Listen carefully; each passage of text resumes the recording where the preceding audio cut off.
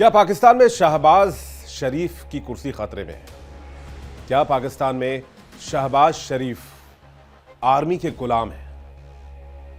नमस्कार, आप देख रहे हैं बात साफ है। मैं हूं आपके साथ विवेक चांदेले। यह सवाल एक बार फिर से सामने है क्योंकि एससीओ में शहबाज शरीफ के होने के बावजूद आसिम मुनीर बैठक में हिस्सा लेने के लिए पहुंचे। अगर इस बात को समझना है तो आपको इसके लिए पाकिस्तान को समझना होगा कि पाकिस्तान में शहबाज शरीफ यानी कि पाकिस्तान की सरकार ऊपर है या फिर सेना। आपको याद होगा, भारत के साथ जारी तनाव के बाद अमेरिका के हस्तक्षेप पर पाकिस्तान की सरकार ने युद्ध विराम करने पर अपनी सहमति जताई थी, लेकिन वहां पर सेना सरकार की बात मानने को तैयार नहीं है। दशकों से दुनिया भर के लोगों के मन में हमेशा यह सवाल पैदा होता रहा है कि आखिर ऐसी क्या बात है जो पाकिस्तानी सेना हमेशा आउट ऑफ कंट्रोल रहती है और अपने हिसाब से वहां पर कठपुतली सरकार बनाती है। जब चाहती है और जैसा चाहती है अपने हिसाब से सरकार बनाती है और गिराती है। इसकी सच्चाई क्या है, चलिए जानते हैं। पाकिस्तान में सरकार और सेना के बीच असंतुलित संबंध एक जटिल और ऐतिहासिक मुद्दा रहा है जो 1947 में देश की स्थापना के साथ शुरू हो गया। सेना ने न केवल सुरक्षा बल के रूप में बल्कि राजनीतिक और आर्थिक शक्ति के केंद्र के रूप में अपनी भूमिका को मजबूत किया। पाकिस्तान में सरकार और सेना के बीच संबंध कभी भी अच्छे नहीं रहे। सेना हमेशा सरकार, सत्ता और राजनीति पर हावी रही है। शुरुआत का दौर ले लेते हैं 1947 से 1958 तक। शुरुआती अस्थिरता और सत्ता में सेना का उदय पाकिस्तान की स्थापना भारत के विभाजन के बाद हुआ, जिसके बाद आर्थिक, सामाजिक और क्षेत्रीय चुनौतियां आई। कश्मीर विवाद की वजह से 1947 से 1948 में भारत के साथ पहला युद्ध हुआ, जिसे सेना को राष्ट्रीय सुरक्षा के मुद्दे के रूप में वहां पर स्थापित कर दिया। शुरुआत के सालों में असैनिक सरकारें कमजोर थी क्योंकि राजनीतिक दलों में एकता और नेतृत्व की कमी थी। 1951 में लियाकत अली खान की हत्या के बाद राजनीतिक अस्थिरता बढ़ी। इस दौरान सेना ने धीरे धीरे खुद को एक संगठित और स्थिर संस्था के तौर पर प्रस्तुत किया। 1958 में जनरल अयूब खान ने पहला सैन्य तख्ता पलट किया, जिसने लोकतांत्रिक प्रक्रिया को ठप कर दिया और सेना को राजनीति में एक प्रमुख शक्ति बना दिया। यह तख्ता पलट कमजोर असैनिक नेतृत्व और भ्रष्टाचार के आरोपों का परिणाम था, जिसे सेना ने अपने हस्तक्षेप का औचित्य साबित करने के लिए इस्तेमाल किया। फिर आता है 1958 से 1988 का सैन्य शासन का युग। अयूब खान के 1958 से 1969 के शासन ने सेना को आर्थिक और राजनीतिक शक्ति दी। सेना ने बड़े पैमाने पर व्यापार और उद्योग में निवेश करना शुरू कर दिया, जिससे सेना की आर्थिक ताकत बढ़ी। 1965 के भारत पाकिस्तान युद्ध में सेना की भूमिका ने सेना की छवि को और मजबूत कर दिया। हालांकि युद्ध का परिणाम आप सभी जानते हैं, पाकिस्तान को हार का सामना करना पड़ा। फिर 1971 का बांग्लादेश मुक्ति युद्ध पाकिस्तानी सेना के लिए एक बड़ा झटका साबित हुआ, जिसमें पूर्वी पाकिस्तान स्वतंत्र बांग्लादेश बना और जहां से बांग्लादेश का उदय हुआ, यानी कि बांग्लादेश की स्थापना। और 93,000 पाकिस्तानी सैनिकों ने सरेंडर किया। इस हार ने सेना की विश्वसनीयता को कटघरे में लाकर खड़ा कर दिया। लेकिन पाकिस्तान ने जल्द ही जनरल जियाउल हक, जिन्होंने 1977 से 1988 तक नेतृत्व किया, उनकी नेतृत्व में सत्ता पर कब्जा फिर से जमा लिया। जिया ने इस्लामीकरण को बढ़ावा देकर और सोवियत अफगान युद्ध में अमेरिकी समर्थन प्राप्त करके सेना की स्थिति को फिर से मजबूत किया। इस दरमियान सेना ने आईएसआई, जो कि पाकिस्तान की खुफिया एजेंसी है, जिसे इंटर सर्विसेज इंटेलिजेंस के तौर पर जाना जाता है, इसने विदेश नीति और आंतरिक सुरक्षा पर नियंत्रण स्थापित करने की कोशिश की। असैनिक सरकारें इस दौरान या तो कठपुतली थीं या फिर अस्तित्व विहीन रही।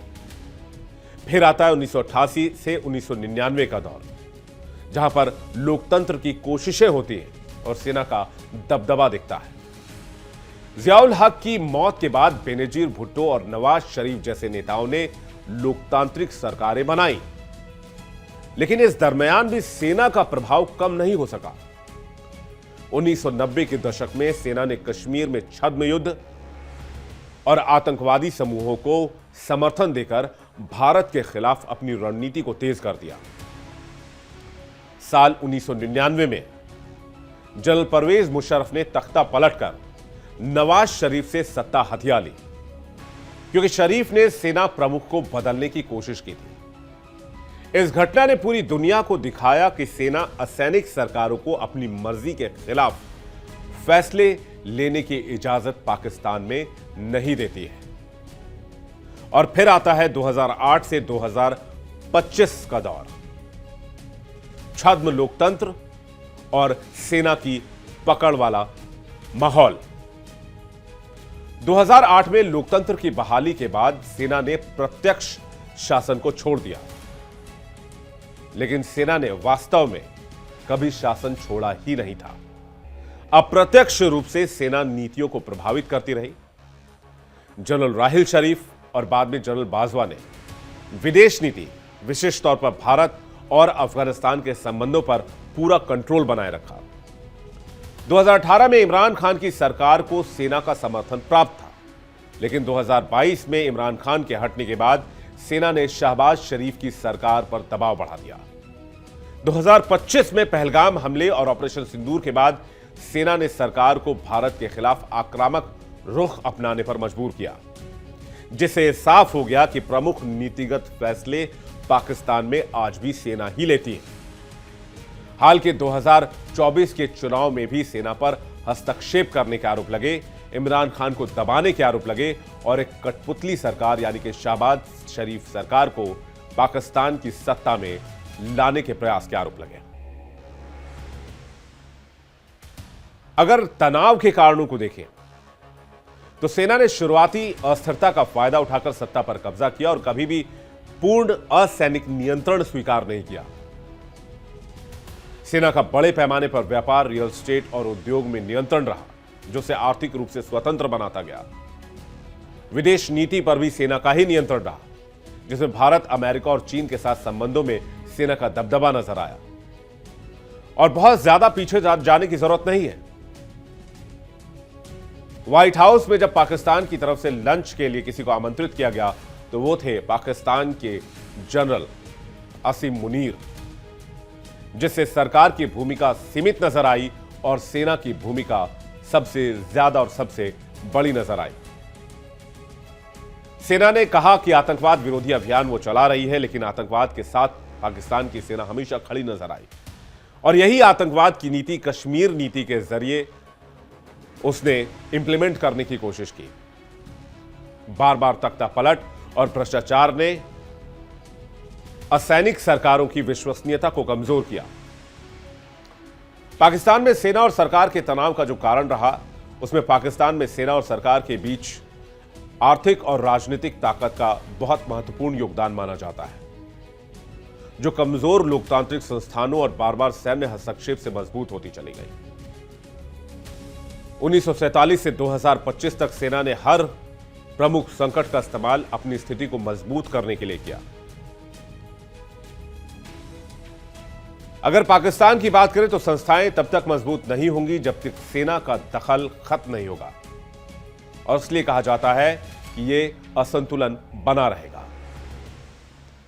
लेकिन किस किस जनरल ने कब कब पाकिस्तान में तख्ता पलट की कोशिश की और किस किस जनरल का नाम बदनाम हुआ पाकिस्तान में?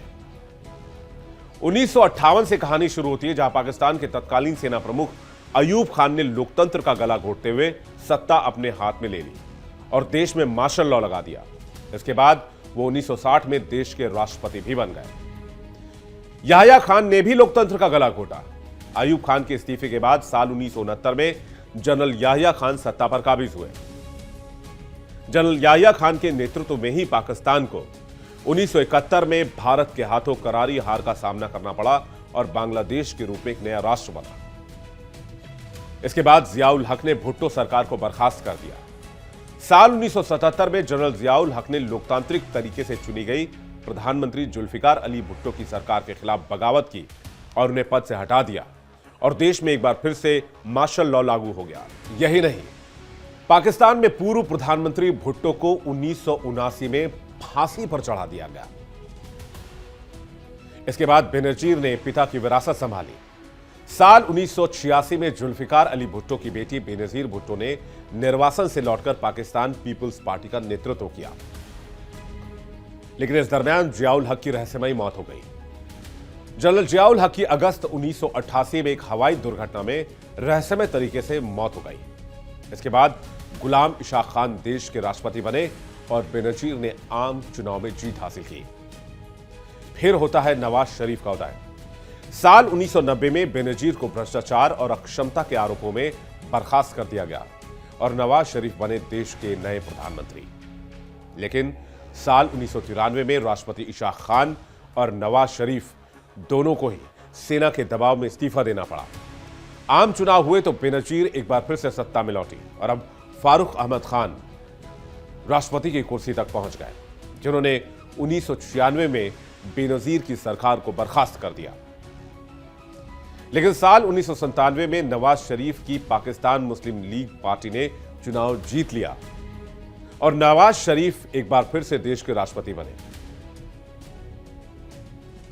साल 1999 में बेनजीर और उनके पति आसिफ अली जरदारी को जेल की सजा सुनाई गई। हालांकि वो देश से बाहर ही रहे, लेकिन परवेज मुशर्रफ ने इसके बाद नवाज शरीफ को बर्खास्त कर दिया। यह था साल 1999 जब करगिल युद्ध हुआ था और करगिल युद्ध में शिकस्त झेलने के बाद जनरल परवेज मुशर्रफ ने नवाज शरीफ को सत्ता से बेदखल करके पाकिस्तान की कमान, पाकिस्तान का कंट्रोल अपने हाथों में ले लिया। इसी के साथ नवाज शरीफ को आजीवन कारावास की सजा सुनाई गई। जनरल परवेज मुशर्रफ ने खुद को देश का राष्ट्रपति घोषित कर दिया। इसके बाद साल 2002 में जनरल परवेज मुशर्रफ हुए जनमत संग्रह में उन्हें 5 साल के लिए राष्ट्रपति चुना गया और वो सेना अध्यक्ष के पद पर भी बने रहे। लेकिन साल 2007 में बेनजीर भुट्टो निर्वासन से लौटी। परवेज मुशर्रफ एक बार फिर राष्ट्रपति चुनाव जीत गए, लेकिन सुप्रीम कोर्ट ने उनके निर्वाचन को चुनौती दी। इससे तिलमिलाए मुशर्रफ ने देश में आपातकाल लागू कर दिया और मुख्य न्यायाधीश इफ्तिखार चौधरी को बर्खास्त करके नए जज को नियुक्त कर दिया। नए जज ने मुशर्रफ की जीत पर मुहर लगाई और इस बीच शरीफ भी निर्वासन से लौट आए, लेकिन इसी दरमियान बेनजीर की एक रैली के दौरान हत्या कर दी गई। फिर साल 2008 में पीपीपी और नवाज शरीफ की मुस्लिम लीग के गठबंधन ने चुनाव जीता और इस गठबंधन की तरफ से पीपीपी के यूसुफ रजा गिलानी देश के प्रधानमंत्री बने। गठबंधन सरकार में साल 1999 में देश में मार्शल लॉ लगाने की जांच शुरू करने पर सहमति बनी तो परवेज मुशर्रफ ने राष्ट्रपति के पद से इस्तीफा दे दिया। नवाज शरीफ ने सरकार से अलग होने का फैसला लिया और जरदारी देश के राष्ट्रपति बन गए। लेकिन साल 2012 में सुप्रीम कोर्ट ने प्रधानमंत्री यूसुफ रजा गिलानी को अयोग्य ठहरा दिया, जिसके बाद उन्हें इस्तीफा देना पड़ा।